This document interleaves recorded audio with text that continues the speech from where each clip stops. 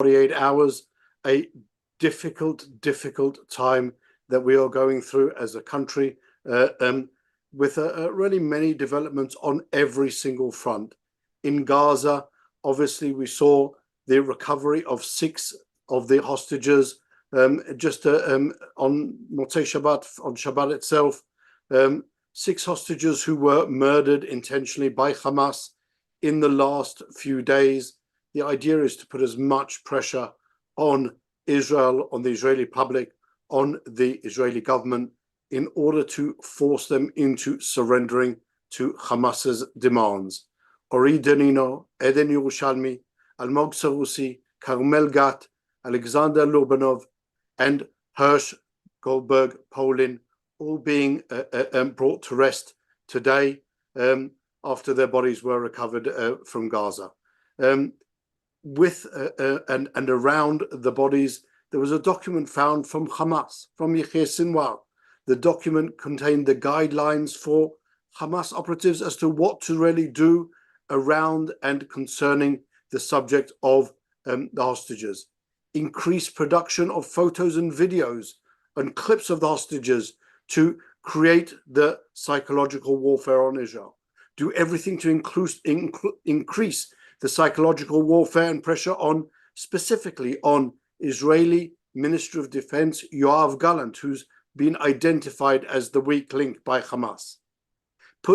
Push the line of thinking that Prime Minister Netanyahu is responsible for the failure of the talks and not Hamas's intransigence, and that it is Prime Minister Netanyahu that they believe should be singled out for a blame by himself.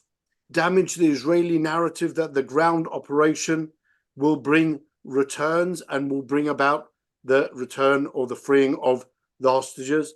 This is the messages that Hamas put together for its operatives in order to really complement the psychological warfare and the actual warfare that they are conducting against Israel. Within and of themselves, they are divided as to what exactly happened to the hostages and what will happen possibly to other hostages. On that, we'll talk a little bit more with our guest today, Yoni Ben Menachem. In the north, in Lebanon, we have continued to see that war of attrition. It appears that Hezbollah is actually targeting specifically more of the Israeli areas and towns, cities, and villages that have not yet been evacuated in the north, and are really carrying out a concerted effort to widen that expand that expulsion of Israel's population from the north. In the south, the Houthis have continued on with their aggression.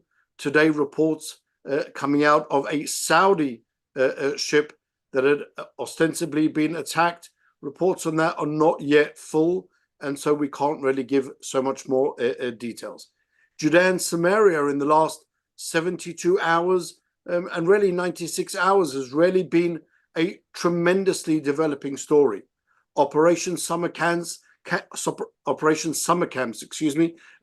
in Samaria, going into full force in Jenin, Tubas, Tulkarem. The IDF forces operating against what are they see as a terrorist force in somewhere between 800 to 1,000 strong, that were heavily armed by Iranian arms smuggled in through the Jordanian border and were preparing terrorist attacks. We saw maybe the first insight into this just a few weeks ago when they sent a suicide bomber for the first time to Tel Aviv in almost 18 years, 19 years. He blew himself up. The last suicide bomber, Hamas suicide bomber that we saw was in 2016 in Jerusalem. And alongside that failed attack, we saw really dramatic events coming out over the last few days with Hamas openly declaring that they are going to reinstigate their terror campaign of suicide bombings and car bombings in Israel's heartland. And we saw an immediate expression of that in the last few days. On Shabbat, Friday night, 2 car bombs sent from Hebron in the south, one towards the settlement of Karmei Tzur and the other towards the center of Gush Etzion, the area of Efrat, Alon Shvut. There, the car bomb exploded in a gas station. Thankfully, no one except for the terrorist was killed. And then in Karmei Tzur, the car bomb managed to breach into the Yeshuv and was then blocked by security forces and exploded also there, the only fatality being the terrorist himself. Today, a third car bomb was discovered in the area of Atarot. Atarot is the area of North Jerusalem towards Ramallah. All of these clearly a concerted effort by Hamas to reignite that massive terror campaign. Hamas in Judea and Samaria is the same Hamas in Gaza. Those in Judea and Samaria trying to relieve the pressure on those in Gaza. There is a common theme to all of that. Obviously, it's Iran, but a more localized common theme called Zair Jabarin. Zair Jabarin is a Hamas terrorist who was sentenced to life imprisonment already in the mid-90s, early 90s, mid-90s, was released as part of the Shalit deal in 2011, and similar to dozens, scores, possibly even hundreds of the terrorists released in the Shalit deal, he went immediately back to terrorist activity. He's now running around with his friend Tayyip Erdogan in Turkey, and really from there trying to reinvigorate and restart the mass suicide attacks carried out by Hamas. So Yoni, give us a little bit of a breakdown on what's going on. If you would, please explain to me a little bit more about what's going on with Hamas Gaza and the subject of the hostages in Israel. Obviously, for anyone following the news, you'll have seen that we've had a particularly disruptive day, widespread strikes being unilaterally declared by some of the unions. Really, it seems that we're playing exactly into the hands of Yahya Sinwar. Yes, it seems like that. Before that, a small correction. This booby-trapped car that you mentioned was dismantled, diffused in a settlement Ateret, not in Atarot. It's a settlement in the Ramallah area. And of course, I will talk about it later. This is very dangerous. As for Gaza, just a few minutes before we started the program, the Hamas already distributed on the social media a small teaser of the 6 hostages, interviewing them. It says in Hebrew that this is interviews in the last minutes of their lives, and they will present it later on. So they are continuing with the psychological war, and this was a horrible murder committed by the Hamas terrorists. Apparently, in my estimation, I don't know what the Shin Bet has found out yet, but in my estimation, this was a direct order from Yahya Sinwar to kill them, and this is to create chaos and separation in the Israeli society, and increasing the demonstrations against the government in an attempt to topple the Netanyahu government and make the Netanyahu government surrender to its demands. What actually happened, I spoke to a few Hamas activists in Gaza, and they are telling me that there's already a change in the policy of Hamas, of the military wings towards the hostages, towards the Israeli hostages. And this change happened as a result of the successful operation in June. If you recall, the IDF and the special forces went into refugee camp, Nuseirat refugee camp in the center of Gaza, and freed 4 hostages. And during the operation of the rescue, the IDF forces were attacked, and they had to use a lot of force in order to take the hostages out and fly them to Israel. Palestinian claims that more than 270 people in Nuseirat got killed in that military operation, this rescue operation of the IDF. They're saying this was a massacre, and as a result, they changed the attitude towards the Israeli hostages. Another reason that they're saying is that all these reports in Israeli media about the so-called torture of a Nuhba terrorist held in Sde Teiman prison.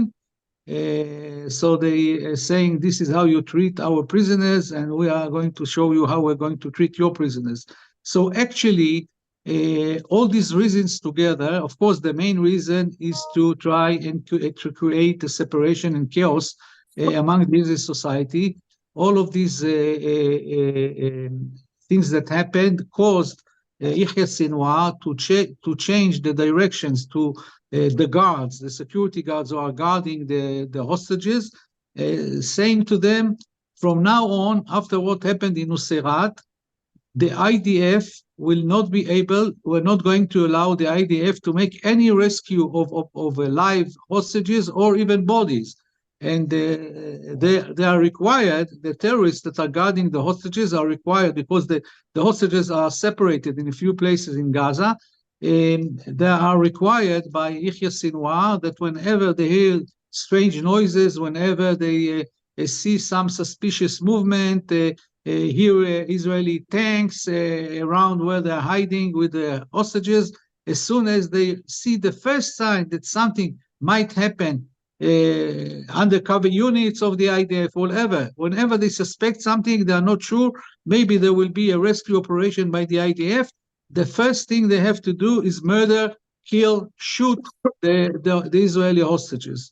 And apparently this is what happened, because what happened in this tunnel in Rafah is that there were 6 hostages there with the guards, Hamas operatives guarding them, and apparently the guards heard the voices of tanks in the area. There was not a planned Israeli operation to rescue the hostages. They were there doing other missions in the area, but apparently their guards suspected that this is some sort of a rescue operation, and that they decided, according by the order of Yahya Sinwar, they decided to murder them, to kill them, and they shot them according to the forensics test. They shot them from close range in their heads. It's a brutal murder by Hamas of innocent Israeli civilians. This is a horrible story, very, very tragic. It's one of those things, Yoni, that we understand that this danger was always there and present. We have experienced that psychological warfare by Hamas really all the way along, releasing the video of Hirsch, Goldberg, Poland, also just before Pesach. We know that they have really used and abused the hostages over and above taking them. And their goal really is to undermine Israeli society, as you said. Does it make a difference to them whether they're holding bodies or whether they're holding live hostages? Do they put is there approach difference from what I've seen in all of the discussions regarding what they've talked about as this deal with Hamas, which was never really on the table? They don't seem to differentiate between the live hostages and the dead hostages. All of them are just bargaining chips in their mind, and so does it really matter to them whether they're alive or not? We saw that on the last round of discussions. One of Israel's demands was that we receive a list of the hostages with an indication as to who's alive and who's no longer alive. Hamas refused to give that list. So where are we going forward with that? Are we going to see more executions like this? Is that what we have in our future? I'm afraid that this is your fears are justified. I think that they're going to murder more hostages. From what I hear from my sources in Gaza, after the murder of the 6 Israeli hostages, the people who are close to Yahya Sinwar explained that they have enough Israeli hostages, so they can kill some of them because they have enough bargaining chips. And at first, as you said, there was an effort to keep all the Israeli hostages that were alive, to keep them alive, because they thought that this is a good bargaining chip, and in their eyes, a live hostage is worth more in the negotiation with Israel more than a dead one. And they can maybe trade it for more terrorists that will be released from Israeli prison. But, and you know, there was a key in the negotiations, a key for the release of the terrorists in exchange for the hostages. So, but now it seems that they maybe understand that there is a problem and Israel is not going to yield to their demands. So I think that they are willing now to leave, not to make a great effort to keep the lives of some of the hostages because they have enough. Actually, Yahya Sinwar, he thinks that he's holding next to him as human shield 22 hostages, according to different reports and even reports from the Israeli security forces. This is the estimation that he is holding 22 live hostages next to him. So they will be used as human shield wherever he's hiding. So he's very interested that these hostages will stay alive because he is moving from one place to another and is moving the human shield with him. So he doesn't want them to be bodies. He wants them to be alive. And if the IDF surrounds him, come to kill him, he can say, here, I will kill them if you do anything to me. So I think he's concentrating all these 22 hostages. I don't know. I don't think that he cares about the rest of the hostages that are alive. And I don't know how many are there, but I don't think there are a lot. I think some of them died in the prison, in captivity. And this is a very, very alarming thing. I think, Yoni, if I was to put myself in Sinwar's position, it would seem that he's able to extract really an exorbitant price from Israel just for 1 or 2 or even 3 hostages, let alone the 101 that he's holding. And of them, I don't know, I think the last estimate that I saw was that there are at least 50 to 60 hostages who are still alive. And so it would seem that he really, from Sinwar's point of view, as the US administration continues to press on Israel to give more and more and more concessions, I think it's clear that the message to Sinwar is the more pressure that you put on the US administration, the more pressure you put on the Israeli administration, the higher the price you can get for less and less hostages. That would seem to be the failure of the negotiation process that we're running, which really does seem to lack any type of creativity. I don't know. They're trying to change that equation once in a while is often something that can make a change. Let's say as a response for a mere suggestion, as a response for the brutal murder of the 6 hostages, if Israel were to now identify 6 of the head terrorists in jail, Ibrahim Hamed, Abdallah Barghouti, Abbas Said, Jamal Abu El-Hijja, Hassan Salameh, and say, in return for the murder of the 6 hostages, we are now going to act accordingly with those terrorists. Do you think that would in any way bother Sinwar? I don't think it will bother him, but as you know, this is not practical. It's not going to happen from the legal point of view because Israel will not do such a thing, which is against the international law. We are not murdering prisoners, and we are different completely from Hamas. But you have to understand, I want to go to the beginning of your question, you have to understand the long-range strategy of Yahya Sinwar. He's holding these hostages not only to get to get immunity from Israel, that he will not be killed, or to make Israel withdraw from Gaza and stop the war. He's planning the future. He wants to hold his hostages for years because he has plans for Gaza. He wants the rehabilitation of Gaza. He wants Israel to commit and get also international guarantees that there will be no siege imposed on Gaza after the war, as was before the war. He wants that the international community will give him a commitment that they will build a port in Gaza after the war. And he needs this port because he wants to bring more weapons in ships from Iran.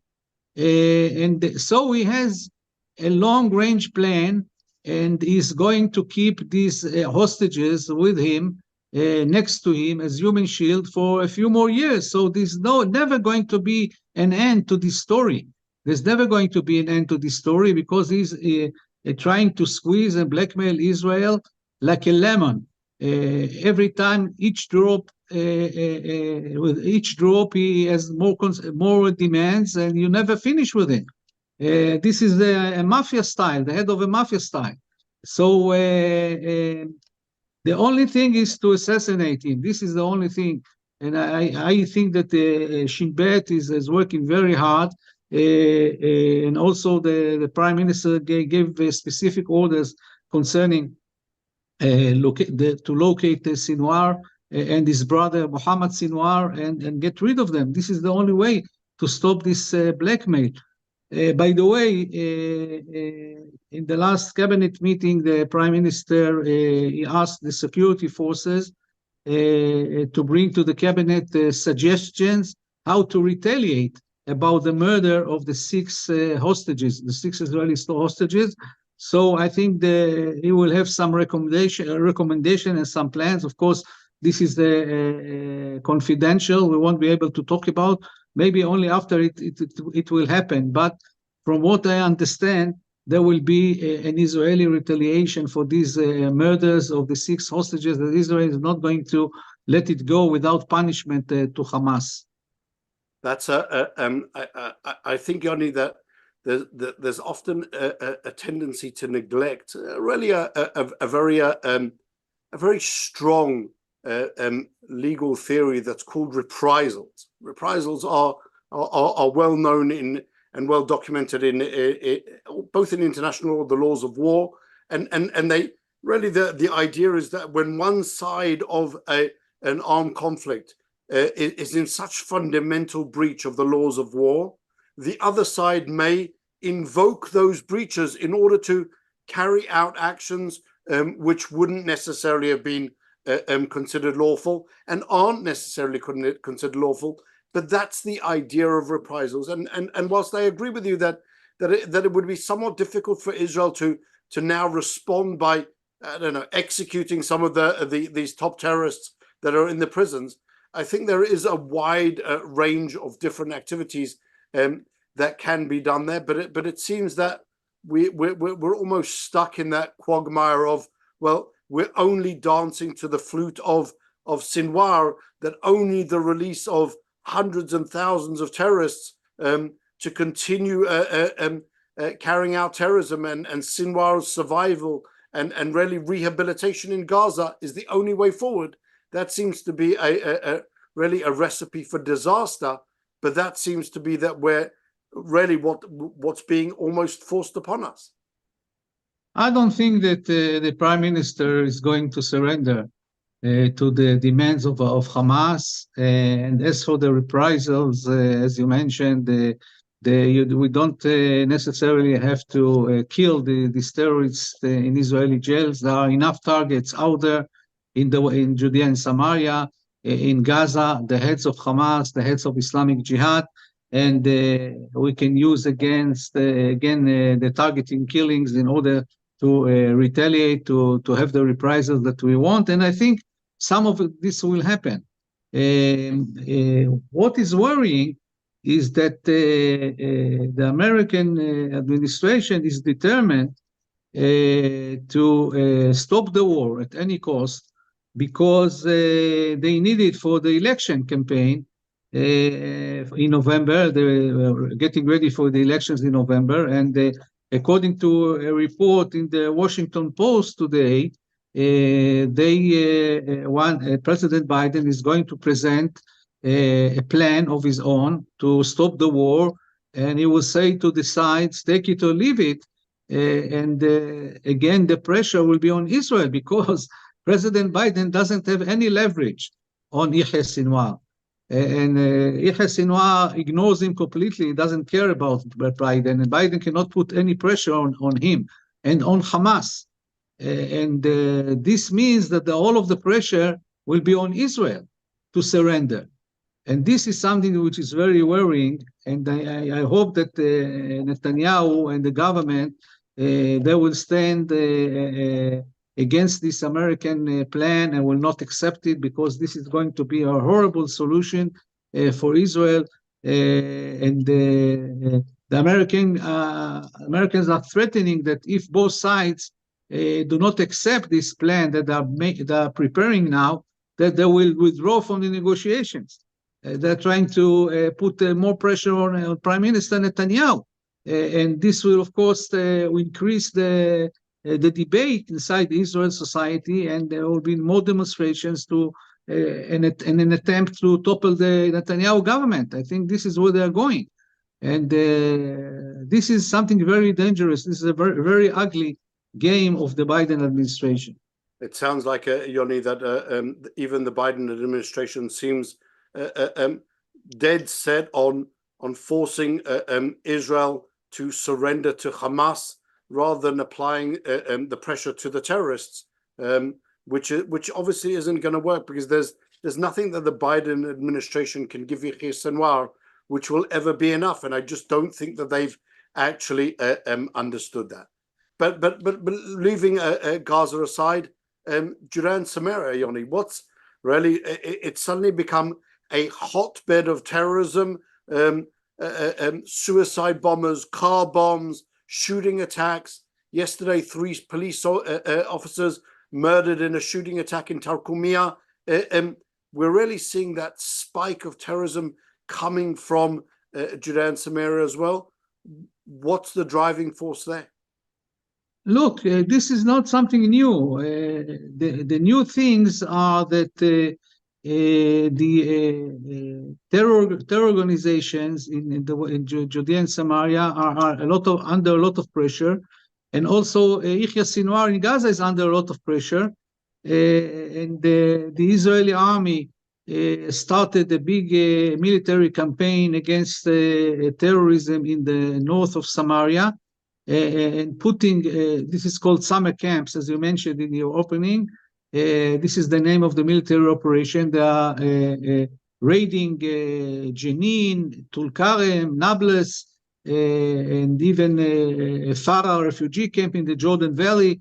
And so far they've killed about 30 terrorists, arrested 50 terrorists, and there are a lot of injured terrorists. Also, the fighting goes on.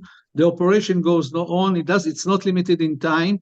And the Hamas is under a lot of pressure because of this operation.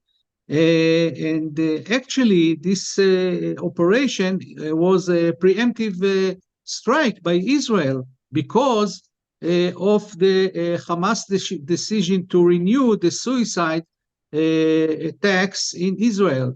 On August 19, there was, as you mentioned, this explosion in Tel Aviv when a suicide bomber from Nablus, Ja'far Muna, managed to go into Tel Aviv with a large bomb, 8 kilograms of explosives, and he exploded because of a technical problem. Fortunately, only one person was injured. But right after the explosion, the military wing of Hamas issued an official announcement declaring that they are renewing the suicide attacks inside Israel with the Islamic Jihad. So this was a warning for Israel, for the Shin Bet, and for the IDF, and the political echelon understood the gravity of the situation, and they ordered the army to go on a preemptive strike. in the north of Samaria. And this is what started, actually, this is what triggered the summer camp operation against the terror infrastructure in the north of Samaria. There were also intelligence information that the terrorists in Jenin and Tulkarem are planning to raid on one of the settlements and make a massacre, like the massacre on October 7th. So this all of these developments accelerated the military operation, and the army now is engaging with these terror strongholds in the north of Samaria.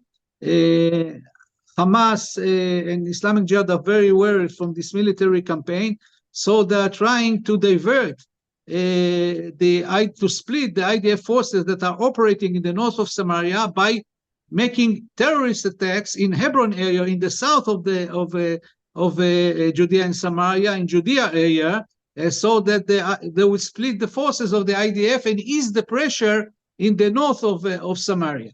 This is what they are doing, and we saw that. We saw this double attack in Gush Etzion, in Karmel Tzur. We saw the shooting attack in Tarkumia, where they killed three policemen, three Israeli policemen, and we saw what this morning, the booby-trapped car in Ateret, in the settlement of Ateret, and I think they're going to go in the coming days.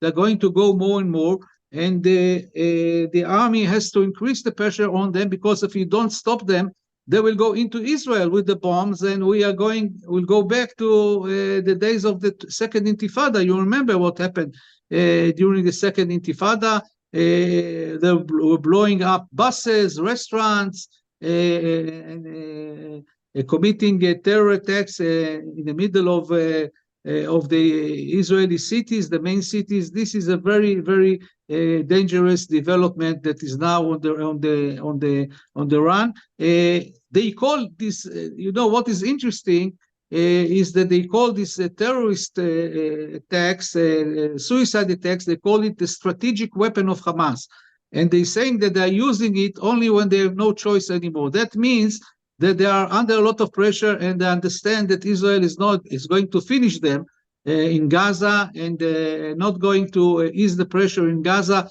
So now they're going for what they call the strategic weapon in order to try and stop Israel and stop the war in Gaza by terror attacks. It seems, Yoni, that Hamas's strategy really does play itself very well when they divide themselves up between Gaza, Samaria, Judea, everything focused towards getting into Israel. And whilst they see that they are having these difficulties, and as you maybe suggest, that they're really being stopped at every level, yet they still seem to have the ability to put these really massive bombs together and to bring them almost to their destination. And that seems to be a capability which they haven't lost. They seem to have almost a never-ending supply of explosives, and that's something which obviously must be coming from somewhere. The suggestion is that it's always coming through Jordan. Have they as part of the summer camps, I understand the IDF forces have uncovered and destroyed a number of bomb-making factories. These are things which we haven't seen for a very long time. Right, and the Achilles heel is in the Jordan Valley, like you said. This is a result of negligence of many years by the IDF, by the Shin Bet. There's no border fence even in some of the areas along the border with Jordan, the Jordan Valley. And this is something that Israel has to take care of as soon as possible. Now the General Herzi Halevi, the chief of staff, is now looking into a plan to put up a new military division that will be spread from the north of the Jordan Valley to the Yotveta area in the Rafah area, and they will have this new division deploying along the border with Jordan in order to prevent the smuggling of the weapons and infiltration from Jordan. This has to be done immediately in order to stop the smuggling of the weapons, because there are a lot of weapons coming in, a lot of explosive. The Iranians are smuggling it through there are professional groups of smugglers in the south of Syria. So they get the weapons from Iran, and they smuggle these weapons into north of Jordan with also the drugs. And from the north of Jordan, it goes into the Jordan Valley, into the north of Samaria. This is how they get the explosives and the weapons. That's something that there's one little part of this equation which seems to be missing. There is a body in Judea Samaria that has received tens and if not hundreds of and possibly even thousands of millions of dollars in order to build a strong and effective security forces. That's the Palestinian Authority. They continue to receive US funding. Why are they not fighting this Hamas terror? Why are they not actively engaging with the terrorists? They have a 40,000 strong police force. Really, it's an army. And yet they seem to be completely absent in this fight against terror. What's going on there? As far as I recall, they get $30 million a year for this Palestinian security forces of the PA. And it depends on which year. There were years in which they received $60 and $70 million a year. Okay, now as for your question, this is a political decision. It's not a decision of, for instance, General Majid Faraj, who is in charge of the security forces of the Palestinians. This is a political decision of the head of the PA, Mahmud Abbas, Abu Mazen, and when they ask him, when his associates asking him, why don't you give us the order to fight them? He says, look, if they're not threatening my regime and are not threatening the Muqata in Ramallah, I don't want to deal with them, because I don't want to go leave a legacy in Palestinian history that I started a civil war in Judea and Samaria. This is his answer. He doesn't want to confront them. If they are not threatening his throne, then he doesn't want to fight them. He doesn't mind that they kill Jews, they kill Israelis. He doesn't care about that. He cares that he will be on his chair, stay on his chair, get the money from the United States, from other countries, the donors, and he will continue to rule. This is what he is interested in. He doesn't care about the security. And even when they say to him, look, this is a danger for you, because a similar process happened in Gaza in 2007 when Hamas took over, made a coup d'etat, and threw out the PA from Gaza. This is the plan, to throw out the PA also in Judea and Samaria. But he says, no, I'm not worried, because the IDF is here. It will not allow them to do that. So as long as he's not threatened personally with his throne, with his associates, so he doesn't care that the Jews are being killed. He doesn't care about that. But even when we've had discussions before, Yoni, and we've talked about the Palestinian Authority, it seems even that the IDF and even the Israeli security establishment was talking about the positive security cooperation with the Palestinian Authority. What's happening with that? It doesn't seem to exist anymore. Are we still fooling ourselves to believe that the Palestinian Authority is at all interested in fighting terror? Are they part of the problem? Yeah, they are part of the problem. I never bought this thing, that there is a good coordination between the security coordination between Israel and the PA.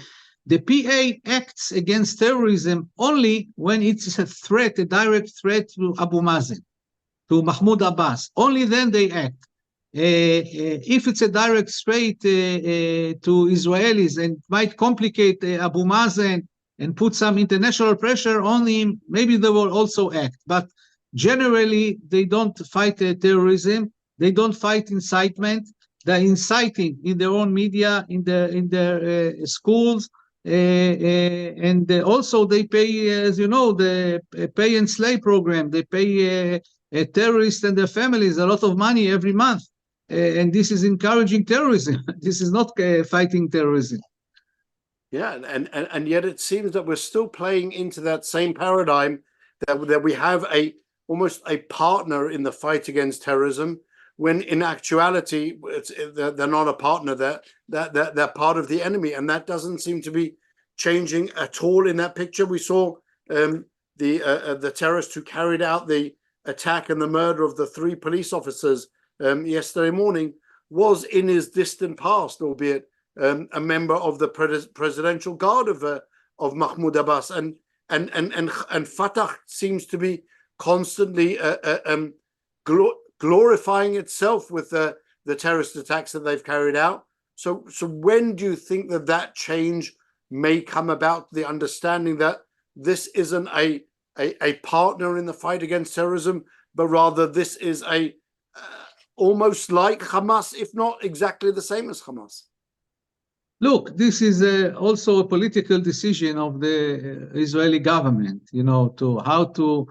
We must change the attitude towards the PA. As for Fatah is concerned, Mahmoud Abbas Abu Mazen is officially the head of the Fatah movement.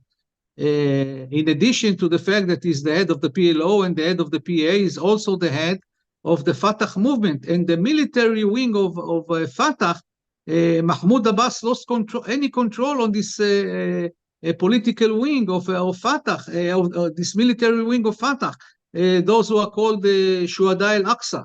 And they are working together in the north of Samaria with Hamas, with Islamic Jihad, with Popular Front, in what is called the battalions of Iran. They are working together with them and carrying out terror attacks. So, and they are part of Fatah. Fatah movement is the backbone of the Palestinian Authority in Judea and Samaria. So, and Mahmoud Abbas lost control on them many years ago. So, Yoni, as we come to the end, as you know, I do try to end our programs on somewhat of a positive note. Is there a positive note for today? As Israel buries the hostages who were so brutally murdered, terrorism in Judea and Samaria seems to be flaring up, and it's only seems to be a matter of time until one of these terrorist attacks actually, as they would say, succeeds, and we see another, I don't know, car bomb, suicide bomber blowing up in a Jerusalem hospital, school, restaurant, bus. Where's the positive side in the current situation? Yes, you're absolutely right. You cannot prevent 100% these terror attacks inside Israel. This is impossible to do. Now the army is moving forces from the border with Lebanon, reinforcements to Judea and Samaria to try and combat this new phenomena of the suicide bombings.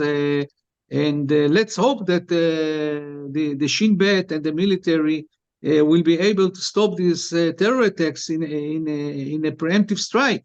One lesson that we have to learn is never to wait. It's always to initiate attacks and lead the attacks and make preemptive strikes like they did with Hezbollah recently. Now, summer camp operation in the north of Samaria was also a preemptive strike. And now we have to make a preemptive strike in Judea area, in Hebron area. We have to bring in forces and make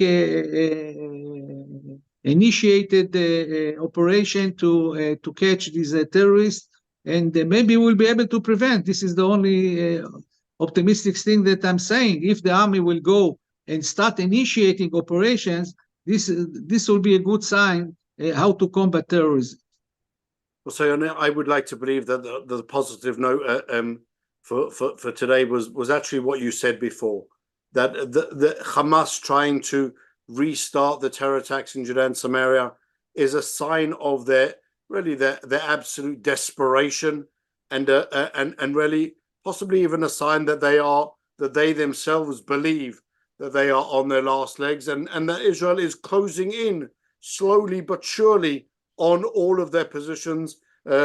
We didn't even discuss the destruction or the discovery and destruction of Hamas's lifeline in Gaza, the 70 different tunnels that were crossing the border from Egypt into Gaza, and really from every direction, Hamas seems to be feeling that stranglehold, and I think that is possibly the positive note that we need to take going forward. That the military pressure that Israel is applying, whether it be in Judea Samaria, whether it be in Gaza, whether it be in Lebanon, is actually taking a toll on the terrorists, and that is what's changing. I think the course of events, rather than this illusion that we can come to some type of negotiated settlement with any of these genocidal terrorists.